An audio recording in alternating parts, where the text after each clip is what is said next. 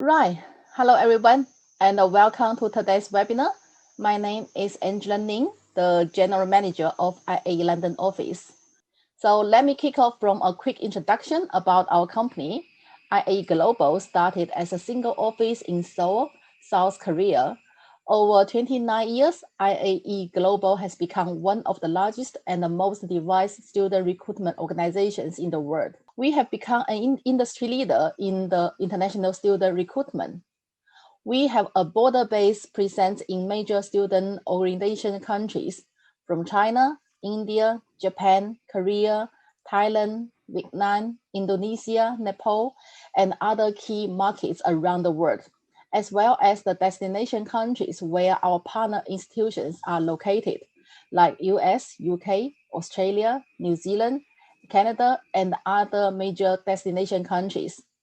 The scale and the international reach of our network means that we can offer recruitment experts in a variety of countries. It also means that we have closer relationship with and also better knowledge of the institutions of our students attend, like University of Law.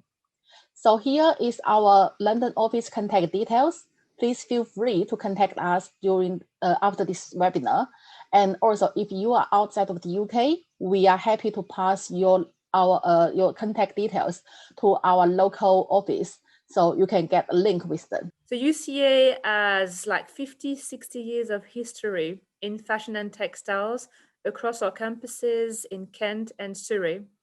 And if you ask people what makes us different and how we stand out, they will tell you, of course, one is the quality of the learning experience we provide. And if you look at the ranking, both in the business of fashion or the Guardian ranking, you will see that of all the creative universities, we score best for the learning experience we provide on campus. And I think it really comes down to two things. One is the one-to-one support that students have with their tutors and also support in small groups so they have personalized feedback on their work. And the second reason is the quality of the facilities that we provide.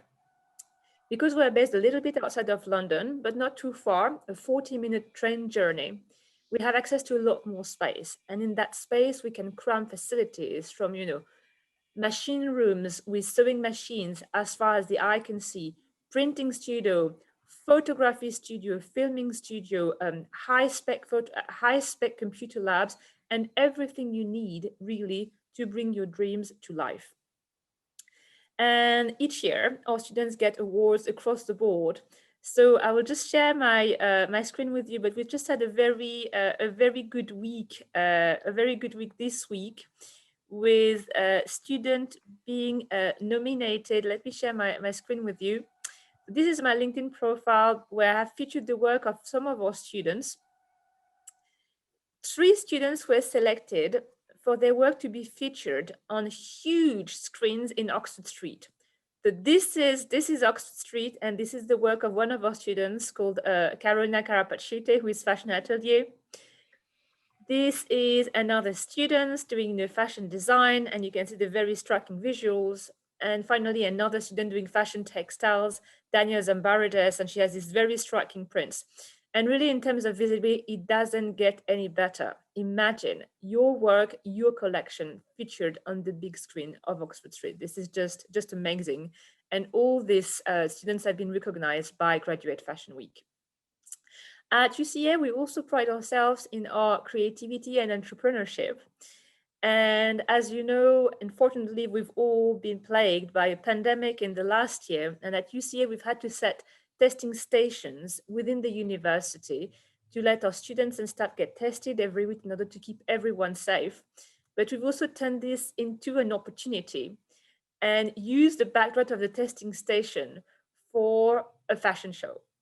So as you can see here, this very striking model wearing the garment of students. And what you can see in the backdrop, these things on the right-hand side are the testing station that we use for COVID testing. I will not show you more of this movie, but it will be on social media soon. But that just shows the resourcefulness, the entrepreneurship, and the spirit of innovation that we pride ourselves in at UCA. But without further ado, let me share with you today a presentation about the future of fashion, which is digital. I'll share the presentation with you. Share. I would like to start with the case study, and I know that some of you are based in Asia, so you might actually be familiar with the picture I'm about to show. So we do the first case study, then discuss in greater detail what is digital fashion, what does it mean for consumer, and for you as a fashion designer, what's needed for you, and finally we'll touch on the MA digital fashion, which is really capturing this new trend, which is going to become mainstream in fashion, which is embraced by leading brands such as Hermes, Gucci, Farfetch, you name it. So I'm going to start with this picture of this bag on my screen. Has anyone seen this bag? I don't know, you can post maybe your answers in the chat. Does this picture look familiar? Have you seen it on social media, in the news? Have you seen someone wearing it? This bag was actually recently in the news. I think it was in a luxury retail news retail outlet in China. And what is special about this? But can you guess whether it's a virtual bag or a physical bag, or a digital representation of a physical bag? Well, the answer is that this bag, which is called the digital Gucci Dionysus bag, was created as a collaboration between obviously Gucci and Roblox, which specializes in creating digital goods and digital environments. This bag does not exist in the real world. It will never exist in the real world. It's a digital bags, a digital asset that you can wear in games and on social media platforms. And so this digital virtual Gucci bag sold for $4,115, which is not cheap, is it? So some people are prepared to pay more than $4,000 for this virtual bag. And actually, this is more than the real thing. This is a real Gucci Dionysus bag, which you can purchase in shop, which you can wear in real life when you go to university, when you go to job interviews, and when you go to meet with friends. And this real bag only cost $3,400. So it's actually cheaper than the virtual one that doesn't exist. And if you go to Jing Daily, you will find the reference to this Gucci bag. Actually, it was also in Vogue magazine and many other media outlets. And I'm sharing with you because I think it says a few lessons about the future of digital fashion and the future of fashion in general. So first of all, obviously, given the value this bag retailed for, people now assign a value to purely virtual goods and they are prepared to pay for it. Now you might ask me, but how come people are prepared to pay so much money for something that doesn't exist? Now my 8-year-old son, who is already familiar with buying things in game, is not fazed by this kind of difference between real or not real.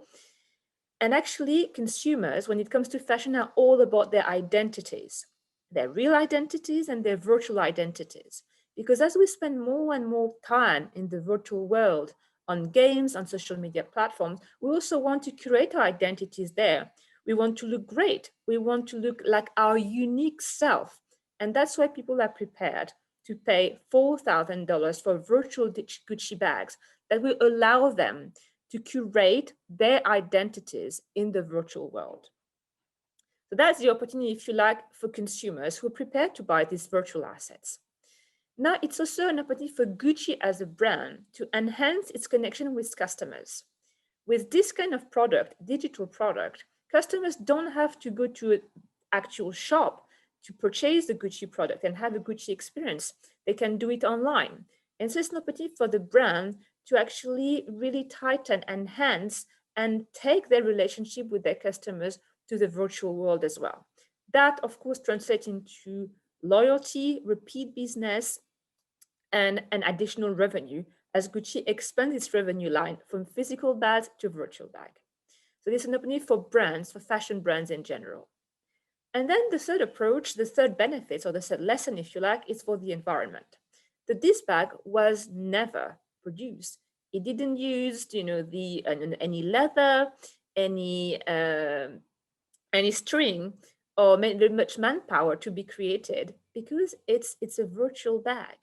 And so everyone wins. The customers wins because they can create their identities in the virtual world. Gucci wins by increasing revenue and its connection with its audience. And of course, it's also a win for the environment because this bag doesn't need to be actually produced. Now, from this case study, I would like to show you now what is a broad overview of digital fashion, which is really the future of fashion, a trend which has been accelerated by the pandemic.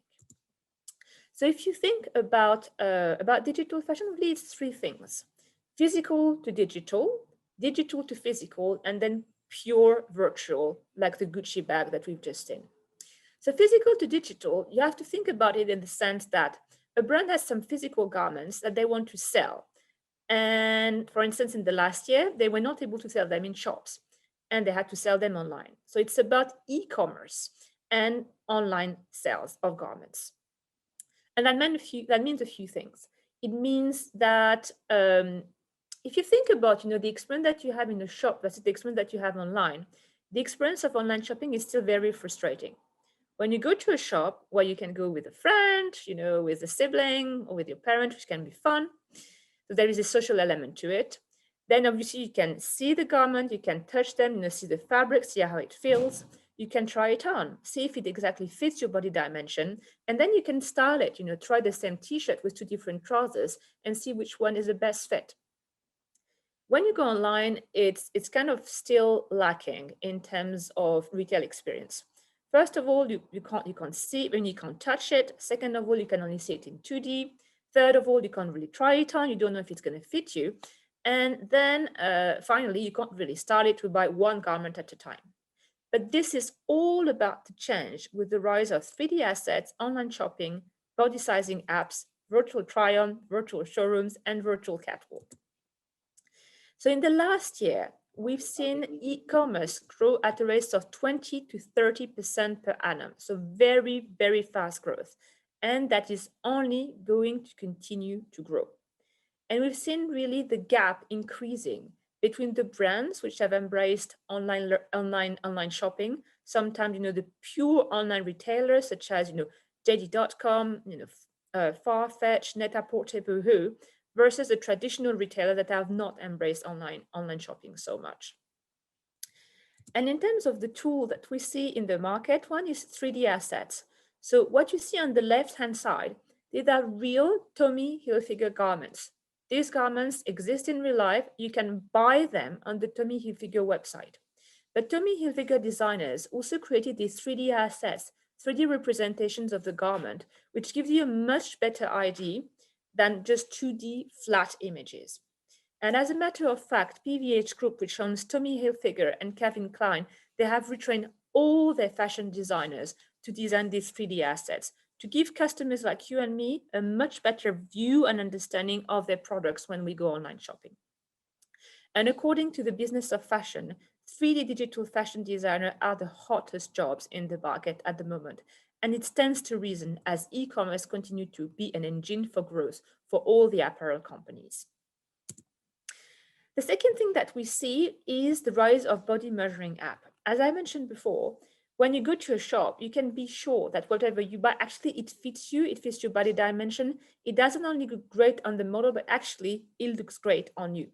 Whereas when you order online, you're never quite sure, which size is the right size for you, because you might be a size M with a particular brand and a size L in another brand, or XS with a brand and small in another brand. And so it's kind of difficult to know what is the right size, or if you're actually going to like the garment once you wear it. And that in turn leads to very high rate of returns. People buy, but then they try it on at home, it doesn't fit, they return the product. Products returned are not great for anyone. It's frustrating for the consumer. I mean, you try something, you're disappointed, then there is a hassle of returning it. It's not great for brands because, of course, they lose the revenue. They have to ship another item, which is more costly for them. And maybe that the item which was returned will not be able to find a home. So there is some sort of lost revenue and increase in cost.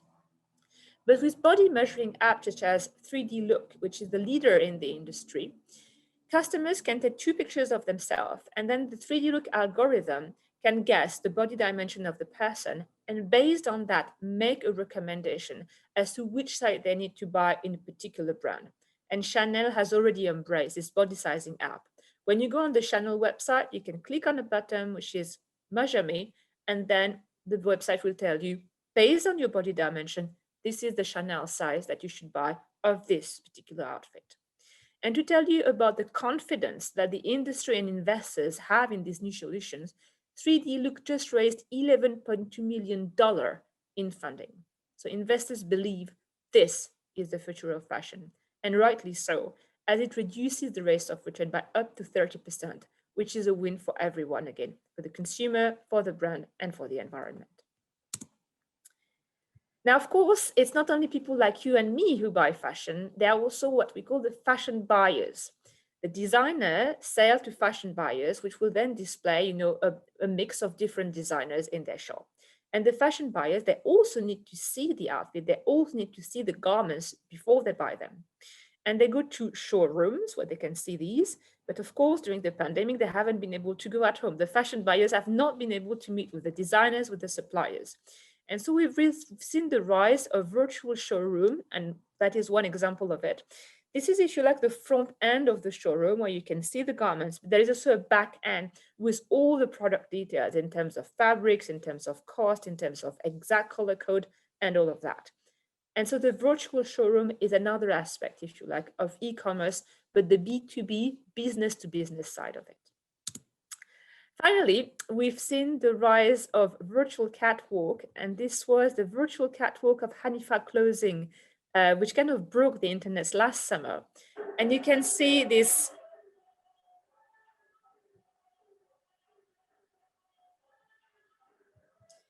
You can find it on YouTube if you Google Hanifa virtual fashion show, and you will see these beautiful 3D garments moving in space. And again, these are real garments. You can actually buy these, and they are featured here in a virtual fashion show without avatars, which gives you an idea of what these garments look like and how they move when you wear them. And let me move to the next slide.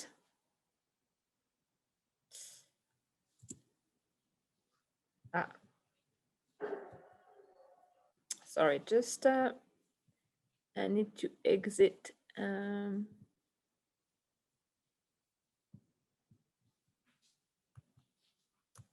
Sorry, I just need to exit the screen.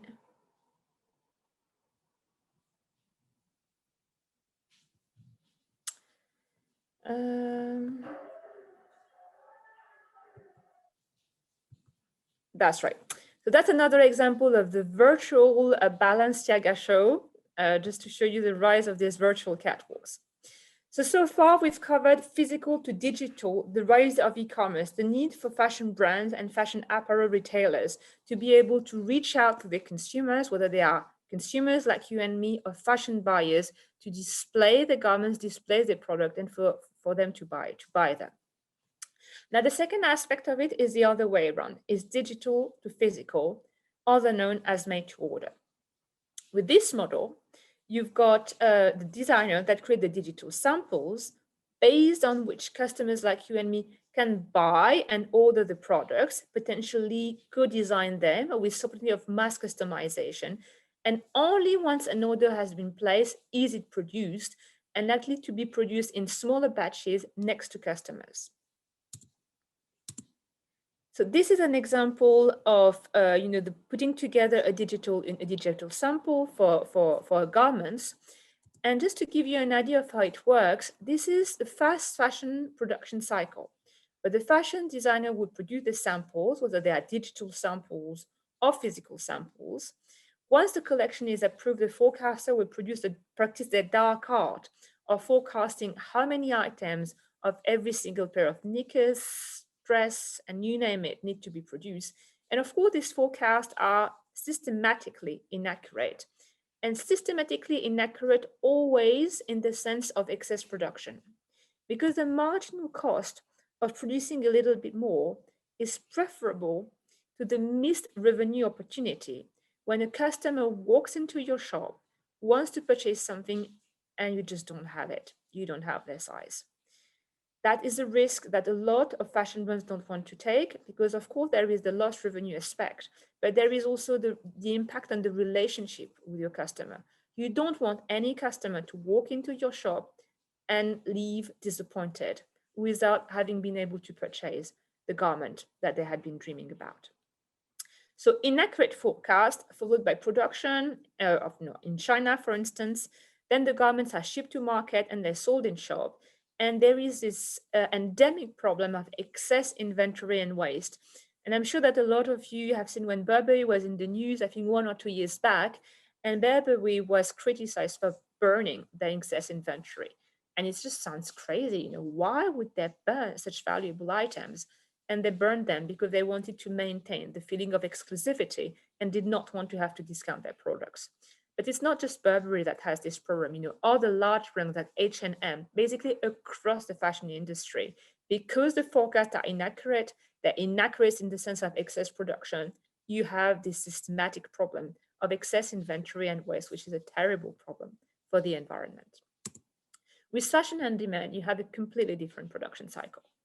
So the fashion designer, they start by designing these digital samples, which has then turned into 3D assets and displayed on a website, at which point customers can engage with them, they can see them, and they can also potentially customize them, because at this stage, the garment has not been produced. And so perhaps you like it red with, let's say, a yellow flower on the chest, and maybe I like it blue with a white cloud on the chest. And this can be accommodated through this process of mass customization. Once customer place the order, then the order is placed in the factory and the garment is produced, usually closer to the customers with limited or no shipping. Now there are several benefits to this new model. The first one is reduced lead times. It takes 4 to 6 weeks as opposed to 6 to 18 months. It's actually very fast. The second benefit is mass customization. Instead of having a garment like thousands of other customers, here you can customize it according to your own preferences and needs. And then finally, there is no waste, which is a much better solution for the environment. So we've covered here the idea of digital to physical, where the creative process and the kind of the selling process takes place before the garment is produced. Now, there is a whole new aspect of digital fashion, which has really been booming recently, as we've been spending so much time at home during the pandemic. And this is the world of pure virtual fashion. With the first two models, either a garment was physical and then digitized in order to be displayed on website and to be purchased by a customer, or it was first purchased in a digital shape before it was produced as a physical garment. But with the third model, pure virtual, we're talking about garments which are completely virtual, like the Gucci bag, that will never exist in the real world, but that will have a fantastic life in the virtual world. This is the world, the skins in game. Skins is the word used in games to describe virtual garments, avatars, virtual realities, virtual influencers, social media, and finally NFTs that you might have seen in the news recently. So just a few words about the skins market. Some of you might be familiar with it. You might be playing video games already, but if you're not, you might still know that the gaming industry is huge and it's growing fast. It was $160 billion in 2020, growing at 12% per year. And out of this $160 billion game industry, 40 billion is the skins market. So this virtual clothes that are sold in games. And the interesting thing is that only 2% of these skins are branded. Now, after this talk, I would encourage you to open your wardrobe and have a look, at your clothes. Which percentage of them is branded, do you think? When I look at my own wardrobe, I know that it's a lot more than 2%. And so skins for game are a multi-billion market opportunity for fashion brands. And fashion brands have actually been embracing these new models. Gucci is really a leader in this intersection of games and fashion. As a matter of fact, Robert Dreyfus, the CEO of Gucci, was quoted saying that the world of games and fashion are colliding. And this is an example here with Gucci Sneaker Garage, which is a perfect example. This is an app that you can download on your phone, And then you can choose from a variety of Gucci design trainers that you can see on the left-hand side. Now, the interesting thing is that because this is all virtual, you have the opportunity of buying a virtual Gucci design sneakers that you have customized according to your own taste, which is incredible. Because if you think about, your experience when you go to a shop, you have to buy something off the shelf. You can't say, oh, I want to tweak it, I want to customize it. It's just there and you try to buy it as it is. But with Gucci Sneaker Garage, you can customize your pair of trainers. You can customize the upper, the sole, and have your own bespoke Gucci trainers designed just for you and by you. Another example is the word of NFTs, and I'm sure you have seen this word. It's kind of the next buzzword in the press recently. NFT stands for non-fungible tokens. And this ID, it's based on the blockchain. And this idea of created unique digital goods, which can be traced, which can be stolen, and which cannot be copied. An NFT, a Gucci NFT, means that this particular virtual bag is identified and there is only one of them. And so NFTs, which are creative exclusivity and rarity in the virtual world, have been avidly embraced both by luxury fashion brand and also by the art world. And I expect that it will continue to grow. This is an example of the first NFTs, the first virtual dress that was designed by the digital fashion house, The Fabricant, and that sold for $9,500. The same as the Gucci bag. This dress does not exist on the real world, but you can wear it on social media platform. You can wear it in games, and it fetches a very significant price tag. This is an article in Fast Company about Gucci, which I would really encourage you to read. So you will see, to get more familiar, with what's happening in fashion when at this intersection of fashion and games. Another example of another Gucci project called Gucci Garden. The Gucci Garden is a completely virtual Gucci curated environment, and there are a few pictures there. In this environment, your avatar can hang out with other, Gucci fans, buy Gucci products. The Gucci Garden was designed as a partnership between Gucci and Roblox. And again, to give you an idea of the faith that the market, that investors have in this kind of project, Roblox went into its initial public offering in March 2021, just a few months ago, and it was valued at a market capitalization of $45 billion. It's not only Gucci, it's other brands which are embracing virtual fashion and collaboration with games, and some examples for Burberry and Louis Vuitton. And if you go online, you can find many more. So the traditional fashion brands, if you like, are embracing digital fashion and virtual fashion because they see opportunities for themselves in that space. But we also have a new breed of companies, digital fashion houses, that were created embracing 3D digital design from the get-go. The Fabricant is a case in point, and if you go on their website, you will see this beautiful digital garments which actually move. You can see these people running. And a company like the Fabricant, they do two things. They do purely digital virtual garments, which are never meant to exist in the real world, but they also support existing brands to create the 3D assets that they need to sell their real garments online. This is an example of another brand called Ouroboros, which was recently featured in the news. Now, the beauty of Ouroboros and of virtual fashion is that you can invent new fabrics, new materials, since these are not designed to be produced. You can create with fire, with water, with the wildest creative fabrics. And this is just an example of that. Another side of digital fashion is the rise of virtual influencers and digital models.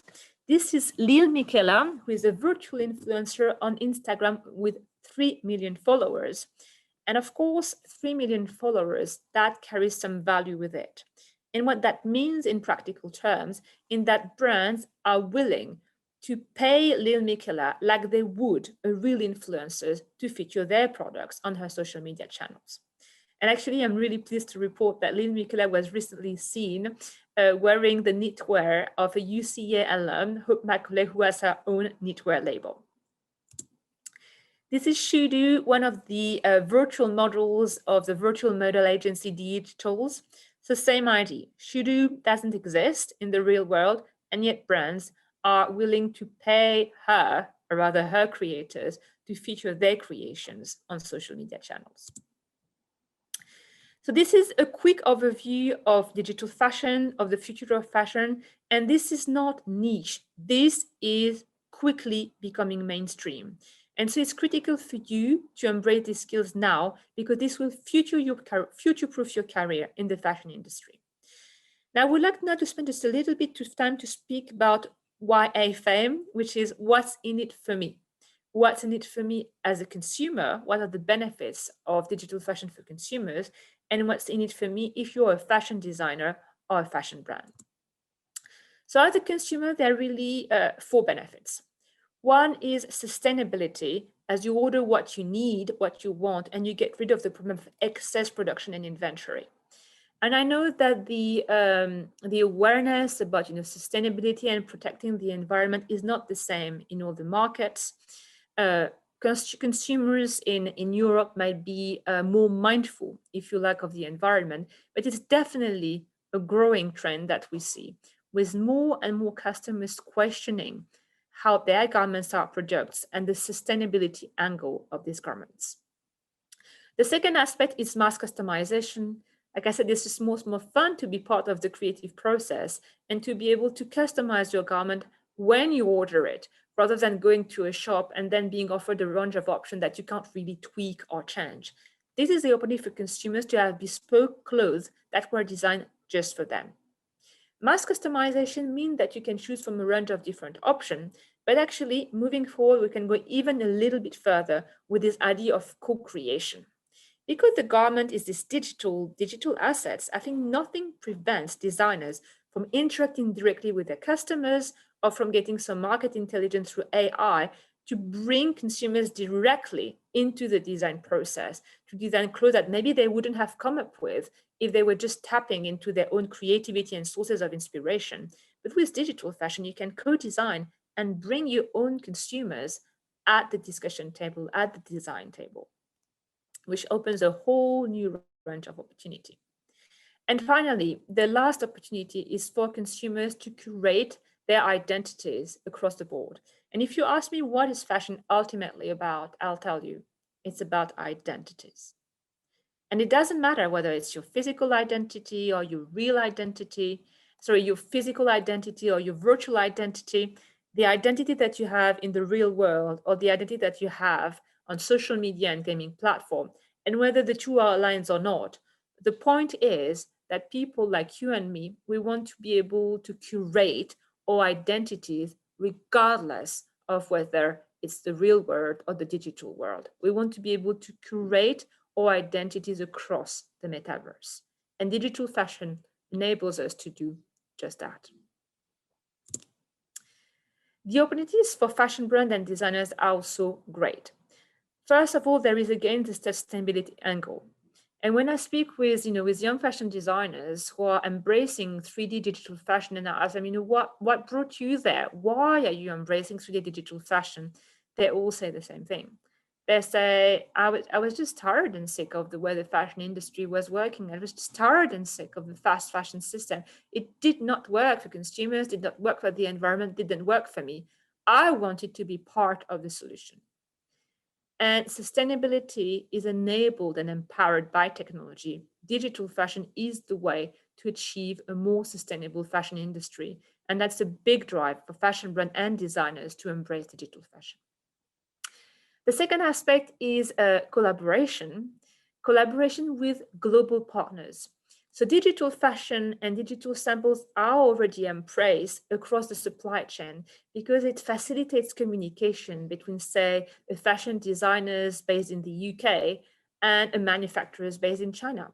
With digital samples, everyone can see it without shipping it back and forth, and the communication is instantaneous. It's also a great way to collaborate with other fashion designers. You know, if you're based in Thailand, in Korea, in China, I'm based in the UK, without these tools, we can't collaborate. But with digital fashion, not a problem. We've got a digital file, you start designing it, maybe I bring my input, and then together we can come up with a digital sample and a digital garment, which is fantastic because we can collaborate across borders thanks to digital fashion and communicate better with suppliers. Finally, there is this idea of connection, of dialogue with your consumers, either that would bring them on board in the design process, or that you enable them to interact with you, in the virtual world and in the physical world, and optimize and increase the number of connection between the brand and the consumers, which is a win-win for everyone. And the last thing I would say, is the expansion of your creativity. You're no longer constrained by what can be and cannot be produced. You can actually invent completely fictive, imaginary outfits made out of materials that don't exist, and for these garments to be worn on social media platforms and in games. So I think it really opens up completely new range of possibilities for creatives and for fashion brands, and that is very exciting. If you ask me, to tell a few words about digital fashion, why are we embracing it at UCA? Of course, our motivation is to equip students with the skill that they will need to future-proof their career and to be successful in the fashion industry, not only when they graduate, but 5-10 years down the line, to be the leaders, the movers and shakers of the fashion industry. And I like this quote for Gandhi. He says, "Be the change you wish to see in the world." I think we all want to see a more sustainable fashion industry, and digital fashion is it. We're all excited about the ability to collaborate with fashion designers across the world, with consumers, and again, that's digital fashion. And then we all want to look good on social media and in games, and again, that's digital fashion. I already mentioned the opportunity of increasing your creativity. So without further ado, I would like now to say a few words about the MA Digital Fashion that we are launching at UCA, which will welcome its first intake this September. And so if you're thinking about doing an MA in September, I would really encourage you to apply. This program is one of a kind. There is no equivalent anywhere else in the world at any other university. It's the first program that has really understood the impact, the complete view of what digital fashion is across the three aspects of it, and the input of games into fashion and how that is going to transform fashion. So IMA Digital Fashion was featured in multiple news outlets, from the Business of Fashion, Vogue magazine, The Guardian, BBC Radio Kent, and it was heralded by The Guardian as the first degree in virtual couture.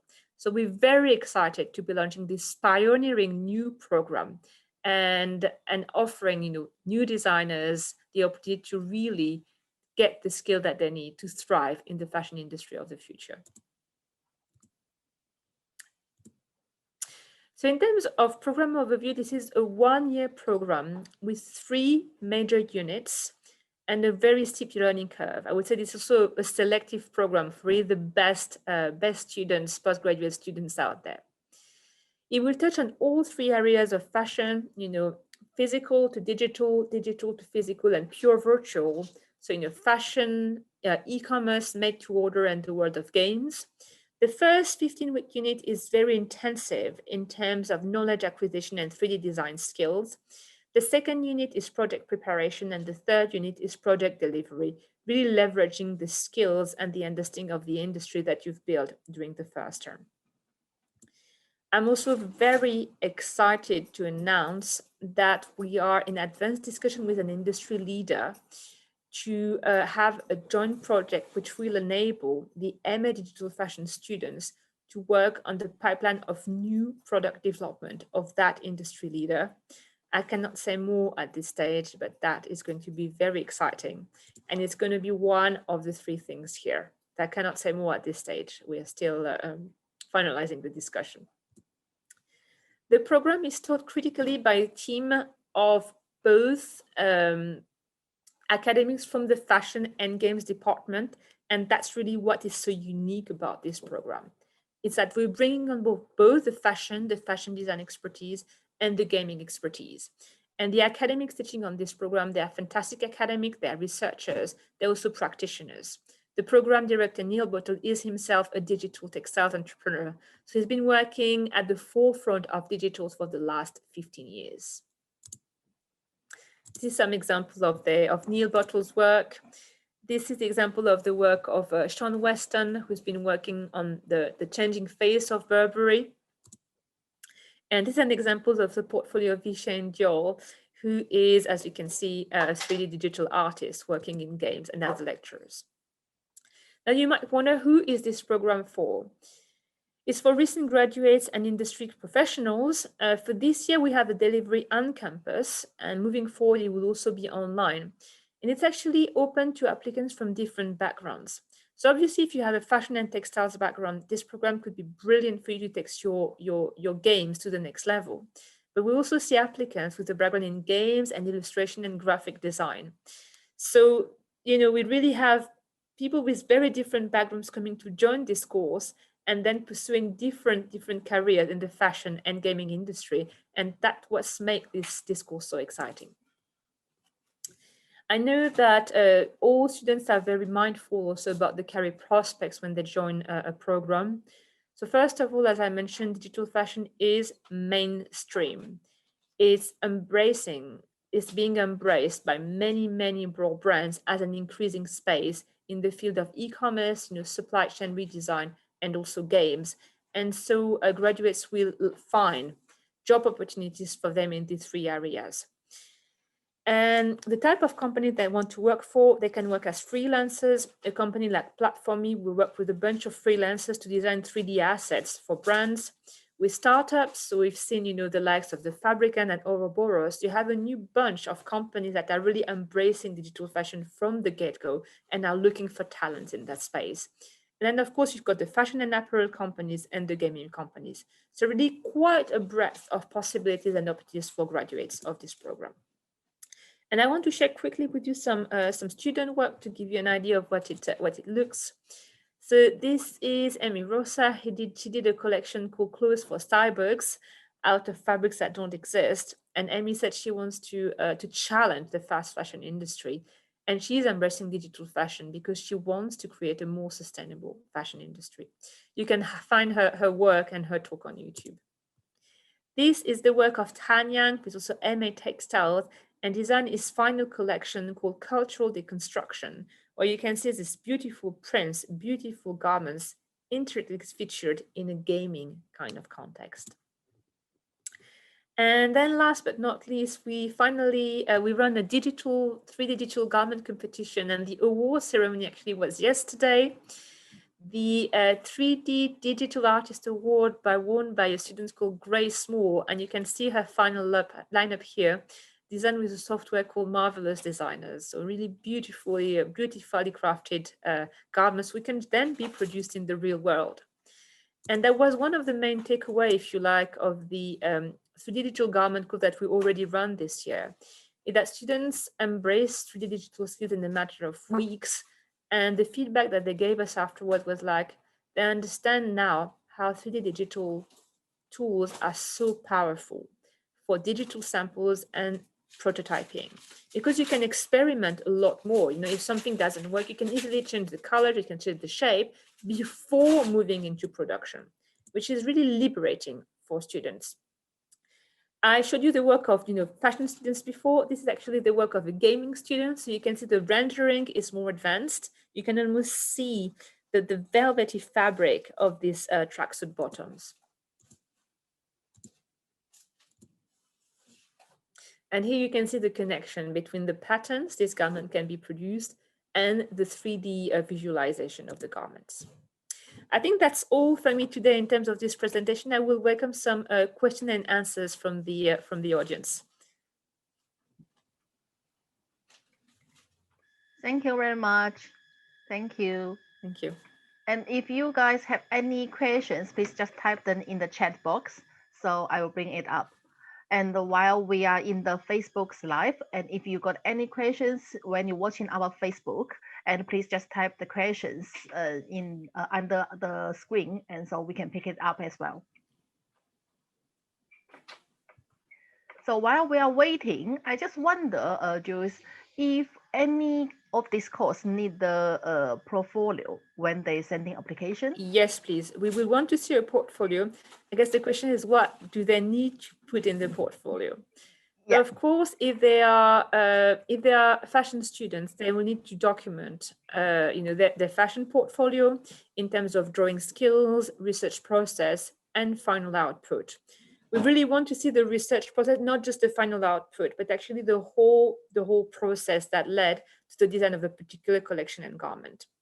And of course, if they have some 3D digital skills already, they can display this in their portfolio, but they don't have to have 3D digital skills, because that's the job of the MA Digital Fashion, to bring everyone up to speed on 3D digital using the software called Close 3D. And we're also very lucky to have Gerber AccuMark at UCA. So really two wonderful softwares in addition to all the gaming software, such as Maya, Autodesk, and Substance. So we will teach you these skills. You don't need to worry about them if you don't have them.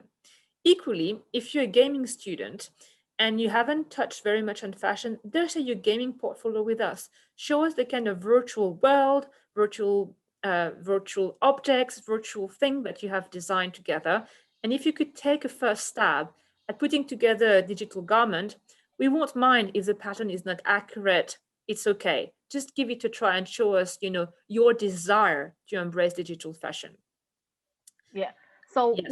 when they sending the portfolio, what kind of software, or I mean, when they send it out, is it just they just sending as an email, or they need to sending a CD, or so what format do you need? It's usually PDFs are best, because with PDF they can control, the layout of the document. Okay. Yeah. So they can send in by email with the application, right? Yes, that's right. When they submit the application online, they can upload their portfolio. Yeah, student can upload on the student application portal. Yeah. Yeah, because sometimes in some certain country they might not have the Gmail, Dropbox, this kind of access, so they might meet some difficulties when they sending portfolio. So that's why I'm asking this. I see. Yeah. So when they sending application, they usually apply through the something like student portal, right? So like online, you do have asking them to upload their files on the online system rather than sending email. Yeah, so I'll explain from the beginning. So for the application process, student will fill in the application form first, and then the second day, 24 hours later, student will request to upload the document on the portal. So with that email, student will get the username, password, student portal, and then student can upload all the document, including the student portfolio, into the portal. So our admission team can have review that. Yeah. Understood. Yeah. Thank you. We are waiting for some more questions. Yeah. Any questions? Yeah. And if you're shy to ask questions now, you can also contact me on LinkedIn later. Yeah. That's absolutely fine. Yeah, I think, Joyce, you cover a lot, so that's why there's not a lot of questions. It's very detailed. It's very informative as well. Thank you, Angela. Right. Let's wait for another 2 minutes.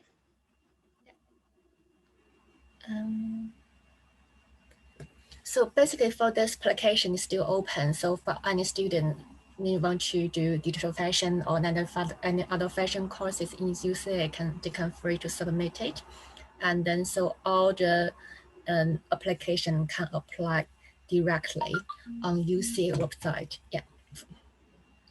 There's one question here. Yeah. Do you asking for a bachelor degrees background? So I think this question is asking it's for, well, I guess it's asking for if the students not arts background, digital background, can they still apply? A kind of like transfer the subjects. Sorry? So basically, is it this course asking for any bachelor degrees background? It's open to bachelor's degrees with degrees in fashion, fashion design, textiles, games, and graphic design. Thank you. There's one more question here. I think it's talking about portfolio as well. If I apply undergraduate course, can I need to end the portfolio when I apply? That's for undergraduate. Yes, for undergraduate course, they need to submit a portfolio as well. Absolutely, we will not expect the same level as a postgraduate portfolio, but we will still expect them, some level of design exploration at the undergraduate level. Thank you. Thank you very much. Thank you. I think they are main concern about portfolio. So while we are waiting, do you have any suggestions about what kind of artwork or portfolio do you expect to have? What is the high successful rate for the portfolio? Okay, and I'm guessing it's not just for MA Digital Fashion; it's for all programs, right? Yeah. Yeah. So I have a presentation on portfolio. So Yes, good. Give some examples. Yes, I can understand that. Yeah. Okay, let me open it. Just a minute.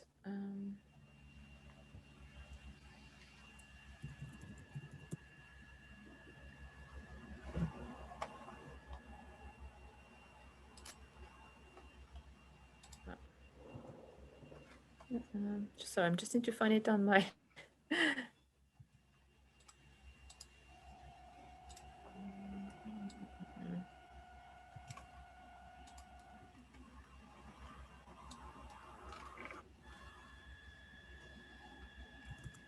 All the students is interested in about portfolio because I think apart from the academic or English, portfolio is the key part when you apply for any arts, design, digital, this kind of courses. True. Yes. Let me share my screen with you. Yeah, and I'll share with you a presentation on portfolios. Okay, so here we are. What are the successful components of a successful fashion portfolio? I hope it will help answer some of the questions that you all have. So as I mentioned, we're just trying for you to document the whole your whole design process from research and inspiration all the way down to the final product. So of course you can start with some drawings. We always like to see some drawing skills. And in this particular case, it's a man wearing a garment. But actually, if you if you have very good drawing and illustration skills, you don't have to limit yourself to drawing just fashion. If let's just say you like to draw, landscapes or portraits or still lifes, do include these in your portfolio because it will give us an idea of the accuracy of your observation skills and of your eye for colors and color combinations and also composition. So drawings are the first thing, and drawings can be hand drawings. They can be drawings, on an iPad if you've got the right software, and they can also be technical drawing. Now, if you're applying, at the postgraduate level, you will have technical drawing. If you're applying for a BA, you're unlikely to have this technical drawing yet, which is fine because you will learn them during your BA degree.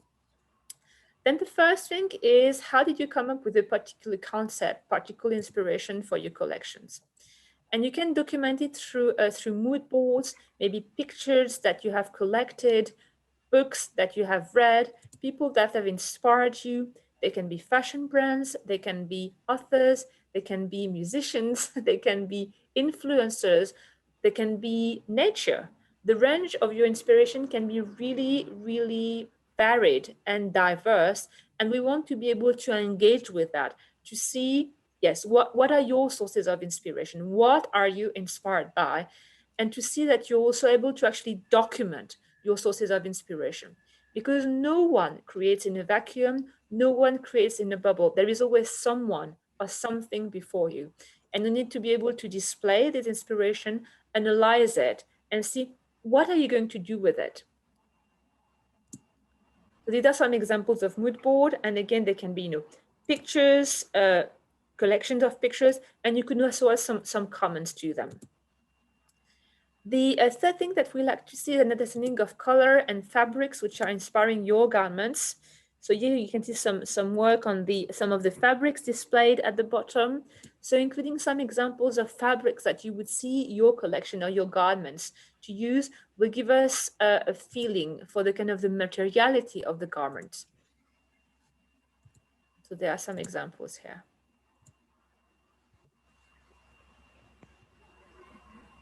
Finally, we like to see, which graphic tools you're able to use. So it's not only about the, so you can use Photoshop, Adobe, it can be photography of notebooks as well, like here. It can be low-tech or high-tech, it doesn't matter. It can be collage, but we like to see a variety of different media. I mentioned already the annotations. It's always helpful to not just show the pictures, but to share your thoughts with us in terms of what did you think about that? How did that inspire you? What are you going to use for your final garments? And then there is a documentation of the whole design process, the development of your garment. So if you can see, it's becoming more technical in terms of showing, of course, the patterns, how it looks on the stand, the kind of color scheme that will be used. And it's basically documenting here the production and the development process. The last thing I would say in terms of how to put together your portfolio, one is the content, what you put in there. The second thing is how you display it, because you want your portfolio to be easy on the eye, to be visually attractive, as well as deep in terms of the content that you're able to show there. So you will want to think in terms of the page layout, and also in terms of you can mix and match. Some pages might be busier, other might be much lighter, some very different styles here. But you also want to think about how your portfolio gives us some sense for who you are, for your identity, for your personal brand, I would say. So here, for instance, you can see the zigzag will be which will be consistent across the portfolio of the students. And when I see this zigzag, I know this particular student, this particular applicant is their style, their trademark, their personal brand.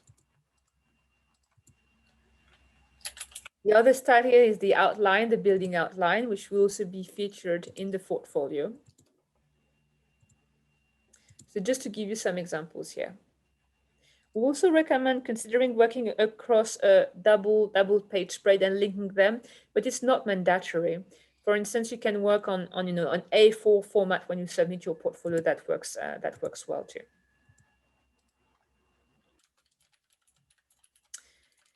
We really like to see, we already mentioned that the fabric swatches, so some examples of the fabrics and materials you would use.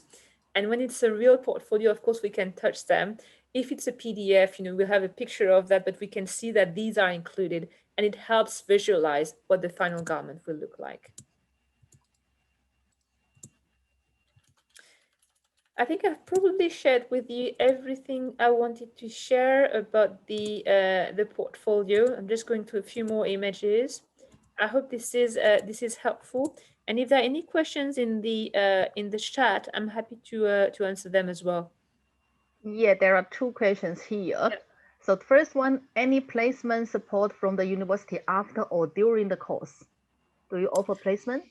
Okay, so for the BAs, we offer placement. It's actually a mandatory part of the course, and the placement takes place in year 2 of the program. In year 1, you kind of build your skills, your core skills, you start thinking about your career. And then in the second year, it's the time to venture out into the fashion industry and actually apply the skills you've learned for a particular company. In terms of the, yes, go ahead. Yes. And the second question is, undergraduate architecture can undergraduate architecture do MA fashion, a kind of like transfer the subject? Yes, I can see that. I certainly see how the construction skills and the 3D visual skills will apply to fashion. Do send us a portfolio and a statement as to why you want to apply your architectural skill to fashion. I think we would love to see that. The MA Digital Fashion was always designed as a cross-disciplinary course, welcoming students from all different walks of life. And I think that's what makes it so fascinating and enriching. Understood. Thank you very much. I think we cover all the questions so far. Joyce, do you want to say anything as a summary and to welcome your new students? Yes, of course, I would like to. I mean, I would just thank you all for, for attending today and listening to my talk. And I very much look forward to receiving your application, to seeing your portfolio. I'm sure they are beautiful. If there is any question that you have, you can always contact Sophia, Sophia of myself. And then I would encourage you to keep up the good work. I saw a movie recently, and I think one of the characters said, if you do your best every day, you are going to outdo yourself. And I think this is so true. So continue to do your best every day, to put in the good work. And I look forward to receiving your applications and to welcoming you at UCA. Thank you. Thank you very much, Joyce. Sophia, do you want to say something before we go to the end? Okay, so I would like to say to students, so we do our best to keep you safe on our campus. So you don't worry about anything. We'll come to study UC. We'll provide different kind of support. So we'll try our best to provide best student experience. So if you have any questions about application and requirements, just feel free to contact us. Yeah. I think that there is something I would like to add on that note, because I know we've had questions in other sessions as to how we teach, given, of course, the COVID-19 and all of that. Yeah. So we are a creative university, and so the teaching on campus is absolutely paramount. So we started teaching on campus again since March. We're very much in the building, using the amazing facilities, meeting with students, meeting with tutors. And of course respecting social distancing and wearing masks, but with things being a lot better in terms of the health situation, we expect that in September we'll be able to teach actually without social distancing, although we might still want to wear masks and things like that depending on the situation. But all the teaching will definitely take place on campus with the beautiful facilities that we have. Thank you. Thank you very much, Joyce. Thank you, Sophia. Thank you, everyone, to join today. And I hope you grab all the information you want. And we also looking forward to receiving your application for UCA for MA Digital Fashion. Thank you all. Bye for now. Thank you. Thank you, Angela. Thank you. Thank you. Bye-bye.